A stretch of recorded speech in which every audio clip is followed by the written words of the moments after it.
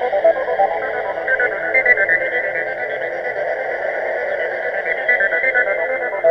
actually done nothing. You may have about 10 million impressions, but you're only actually buying 10,000 viewers. Right? Can I point something out? Sure. There's something called geo-targeting and impression capping, where you can actually spread the I'll come to impression that. by 5 hours. Okay.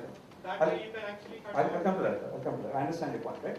So geo-targeting is just basically making sure your impressions are seen in a particular area. That's fine. So you want it only to be seen in Noida, you can do that on some sites, but not all. Okay. The second thing is you have something called a frequency cap. You say that within a particular period, 1 day, 2 days, 3 days, 1 month, I don't want this particular IP address to see more than n number of impressions. That's fine. The second thing that's wrong with CPM is that today if you go and say I want to buy a homepage of Yahoo, they'll say how do you get 200 rupees CPM, buy it.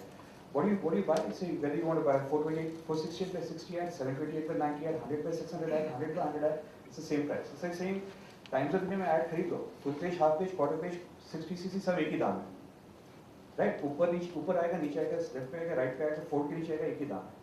It's a ridiculous way of selling it, right? Because you have no idea what size of ad you're buying and what is the prominence to it. So internally we have a measure called cost per impact, the IS impact, where we sit back and say we don't count impressions, we count the number of unique viewers that have seen the ad, and 2, we count the actual number of pixels that are seen. And we give a prominence if it's on top and left, we give a discount if it's bottom and right, and we further discount it if it's flatter on the page. I'll give you an example. When there was a site, Money Control, which till 8 months ago, 9 months ago, we used to have 14 ads on the home page. We just simply stopped buying because the largest media buyer in India. So they came back and they redesigned the site and came back and said, okay, now we're much better. We have only 6 ads on the page, right? So we started giving them stuff. Even 6 ads is too much. But certainly, I mean, everybody wants to buy the homepage of Money Control without knowing that there are 14 ads who are fighting for a viewer's attention. It doesn't make sense, right? So when you buy display for awareness, make sure that you're not just buying on just thok se CPM, vajan se kharido. It doesn't make sense to buy it that way.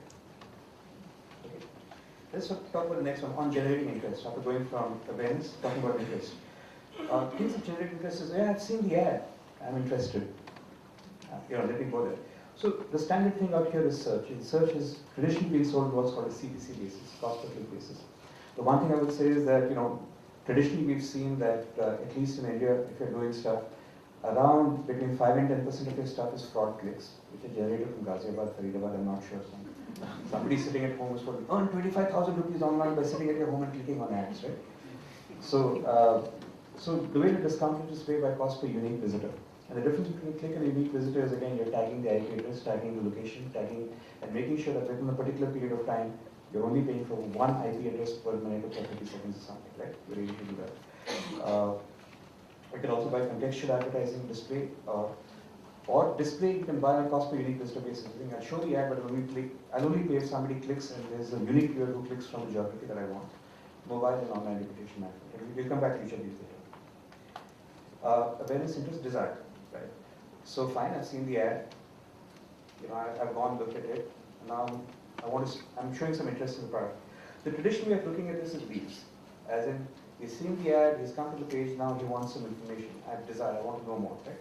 The standard tool here is landing pages, which is I've seen the ad, I've clicked on it, and I've come to a place. Now what do I do with this place? So what we do is we build a lot of dynamic landing pages, and we build a lot of landing pages for clients, and we keep telling people that don't send people to your homepage.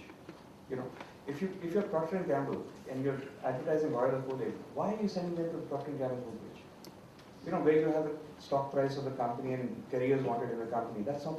You want to send them to an oil or Kool-Aid page which talks about what exactly oil or Kool-Aid does, or what Dove soap does, or whatever it is your product is.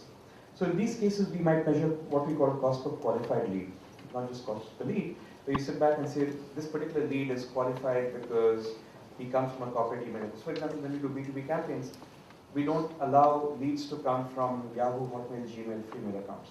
So we say those aren't qualified. And we insist that they come from non-free-mail accounts because it shows that they're a business-to-business customer. So again, your mileage will vary, and how you define the lead may vary. We say we want leads only from Nagpur region and not Vidarbha. So when it comes to Vidarbha, it's not a qualified lead. So all of these are set at the time of the brief. Review sites in the mobile web out there. And the fourth point is action. So I've shown you an ad, I've got you interested in the product, I've made you want it, and now I want you to take action. And at this point, really, you're talking about cost per acquisition, which is cost per sale in some cases, or in some cases what we call CPM, cost per lifetime value of the customer again. And I'll tell you what that means. So we work with several airlines, Jet and Go and others, where we get paid on a per ticket sold basis, but we don't just calculate how many tickets are sold. We also say how many of them come back within a month or 2 months or 3 months and buy the second ticket and buy the third ticket. What is the lifetime value of that guy and what share of his lifetime value am I going to get from you? Because why would people come to me? It doesn't make sense if I'm advertising for Jet Airways and every time the guy has to click on my ad and go to Jet. Right? I want to create a loyal customer where the second time he doesn't click on my ad, he goes directly to Jet. But you know what, I sent him the first time, so I should get credit because he's come the second time too and he's come the third time too. So we're able to then measure the lifetime value of the customer that we send to our client and say we want to share this share of lifetime value. And it's often a more accurate result. And clients want these guys. Clients want a loyal customer rather than trying to buy a customer, the customer who goes in.